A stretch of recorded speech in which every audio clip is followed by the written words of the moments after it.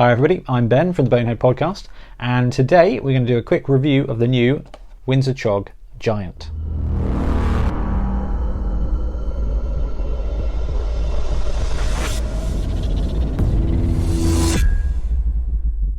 Okay, let's open her up. So we've got the base, and then a huge amount of pieces.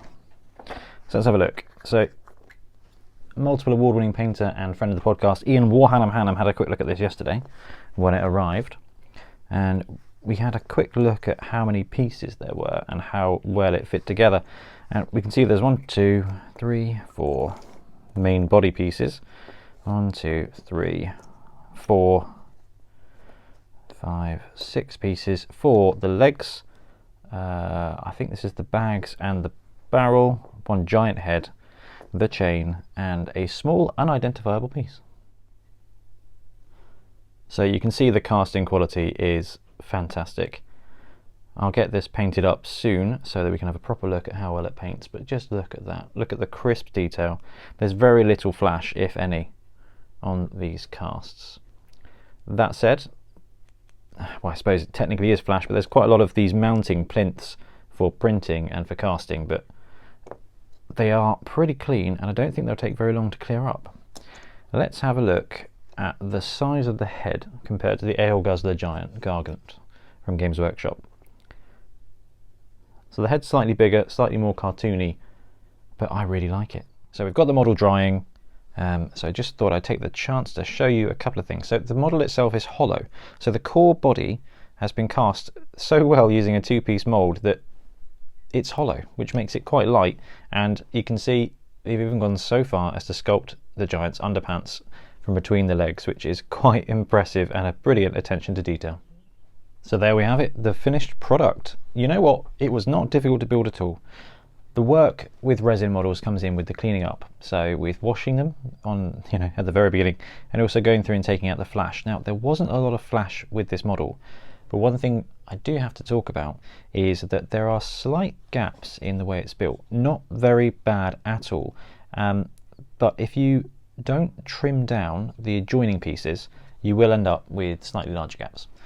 So they all come with square pegs and square holes, which help them fit beautifully, but I ended up trimming, I think, all of them down ever so slightly, just scraping around the edges and taking the edges of the corner slots off, which helped the bits and pieces tuck in really tight, which helped keep the gaps minimal. So actually, while a pro like Ian would go in and fill some of these gaps, I think that with your primer coat, none of it's noticeable, which means as far as resin kits go, it's a really low maintenance one. This took like 20 minutes to put together, which is fantastic. One thing I would say is if it's not a beginner kit, so the G-dub teams, with the exception of the Earls, can be popped together real quickly, and in some places without glue. This is a more advanced kit. It's a resin kit, so you kind of expect it, and it's a big kit, so you expect that as well. I think it's actually easier to put together than the Ale Guzzler Gargant, so bear that in mind. It's just as easy, if not easier, less pieces, but size-wise is great. And the little unidentified piece was actually the top of the bag, the way it goes in through the belt. And these are two areas where I have to say, awesome job. All of the pieces fit together, so there was no noticeable grooves for these to go on, but because of the 3D modelling and the care that's gone into designing them, they just slide into the exact right place. It was the same with the bag, the tip of the bag, and the shoulder plate. It just fits on brilliantly, and if you miss them off, there's still detail there. So there is a bit of you can build them slightly with bits missing. Really, really impressive. So let's have a look at the size. So first things first, what have I got? We'll use a Dark Elf Blitzer from my Sevens team. Look at the size of that. So this is a huge model. It's not the hugest of models, but you can definitely see that on the Blood Bowl pitch, it takes up your 4 squares and it dwarfs the other models. Talking of dwarves, we've got dwarf here as well.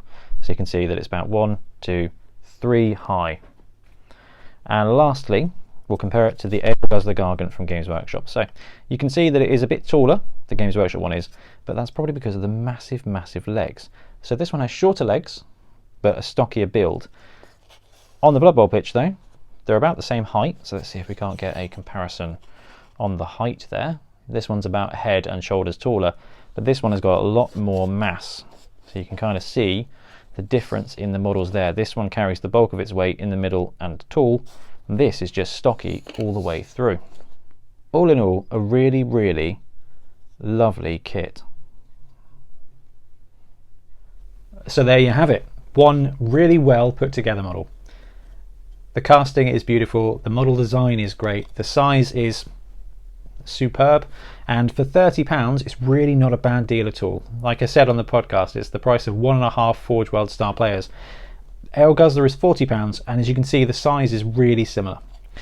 So I'd be hard pressed to recommend any other Giant model at the moment that I've seen. If you want to pick one up, I've put the link to it below. Let me know if you're picking one up, and yeah, thanks very much for watching, and I'll see you next time.